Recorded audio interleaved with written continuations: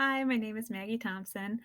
If you're receiving this video, it's because somebody sent you one of my wine kits, either for Christmas or birthday, Valentine's Day, whatever.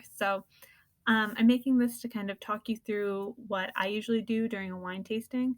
You should have received a packet with kind of a detailed list of the same information, but in case you wanted it a different way, I'm just going to do a little video of it.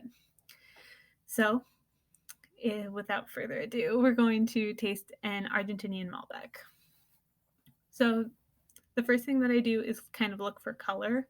The best way to do that is just on a white piece of paper with daylight.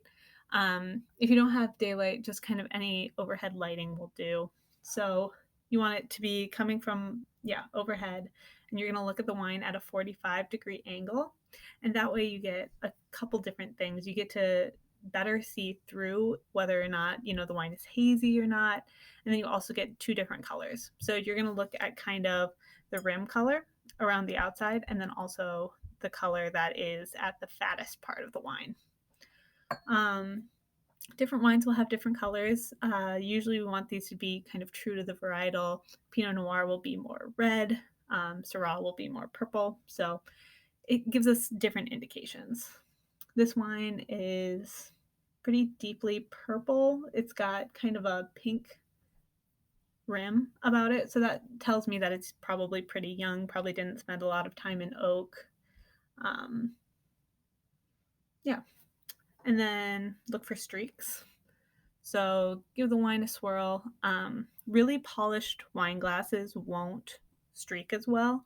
So I actually recommend, like, if you did polish your wine glass, I mean, it'll take some time and it'll work, or you can just like run some cold water through it.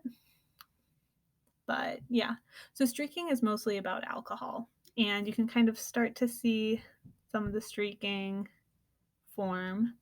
And because it forms quickly, we can see that it's probably pretty higher in alcohol. Um, and higher in alcohol is pretty much anything over 13.5. Um, and yeah, they fall in pretty fat streaks too, telling me there might be some like residual sugar in this wine. Yeah, that's what we're getting from the streaks. Then the second thing I do is smell. And so we're going to do that in kind of two separate ways. First thing to do is to smell for any kind of off aroma or any fault. Typically, these would be like the cork taint aroma. So that smells a lot like wet newspaper or wet cardboard to me. It has a very distinct flavor too, where it's kind of like mouse like or mousy.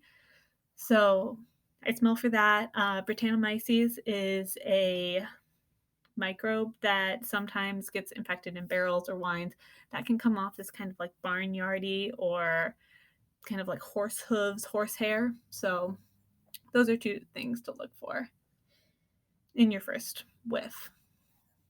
Another thing could be oxidation. If the wine smells extremely oxidized, it might be kind of like rotten apples or super almondy. Um, you would also notice that when you look at the wine, there'd be kind of brown hues to it.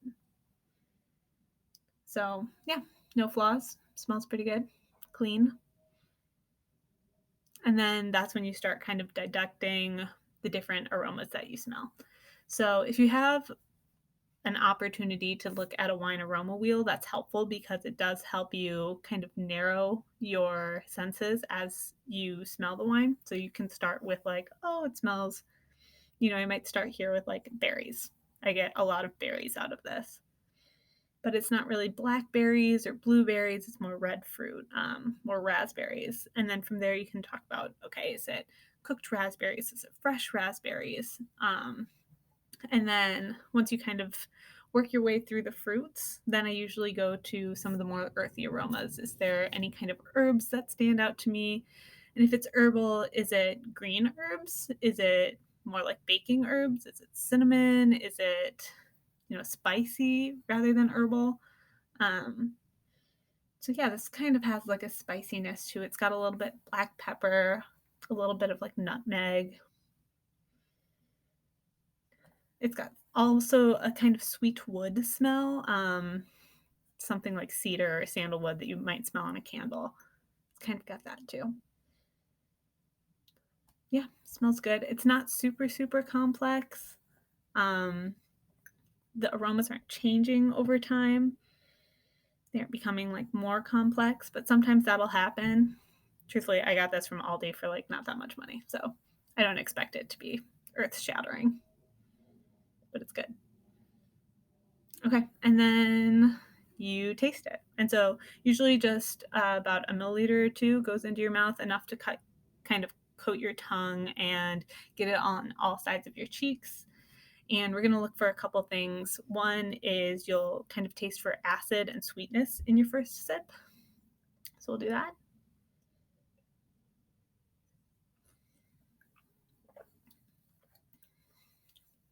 Wine isn't actually sweet, it's pretty dry. There is some acidity. For a Malbec, it's a little bit higher than I would expect, but not off putting by any means. Kind of refreshing, actually. The amount of acidity in there actually makes me think that this wine, I just had it on my counter, but if it was a little bit cooler, maybe at like 60 degrees, it would probably taste really good. And then next, we're going to taste for astringency and tannins. So the tannins will attribute to bitterness. And you're going to taste that in the very back of your tongue. That's because the compounds that create bitter flavor in your mouth are larger. They're larger molecules. And so you have different sized taste buds all over your tongue, but the ones in the very back are larger. And so they are more prone to accepting those larger molecules. So you'll taste the bitterness further back. Astringency is kind of like the drying aspect that you'll get in some wines, kind of like takes your saliva away. It's more common in like deep dark red wines, Petit Verdot, Petit Syrah, big ones for those. Um, and so, yeah, I get the drying effect usually on my tongue, but some people get it on kind of like their upper gums or their cheeks. So, yeah, taste for those.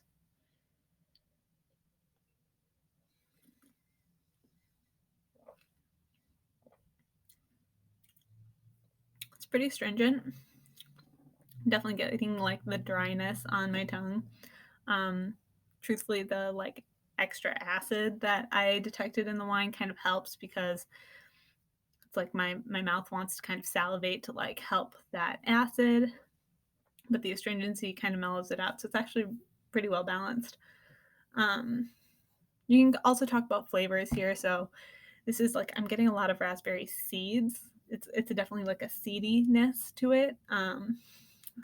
Getting a little bit more like pomegranate flavors as well. So a little bit more like purple fruits, fresh plum, maybe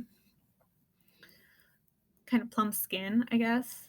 And then for the last thing, I like to take a sip and then breathe out my nose. These are the retronasal uh, aromas. So those are a little bit, again, larger molecules.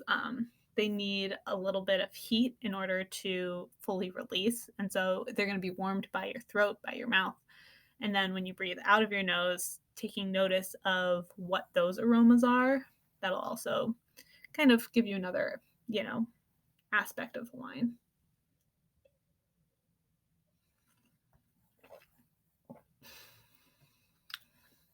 Yeah, so for me, it's more of those like wood characters that I was talking about before.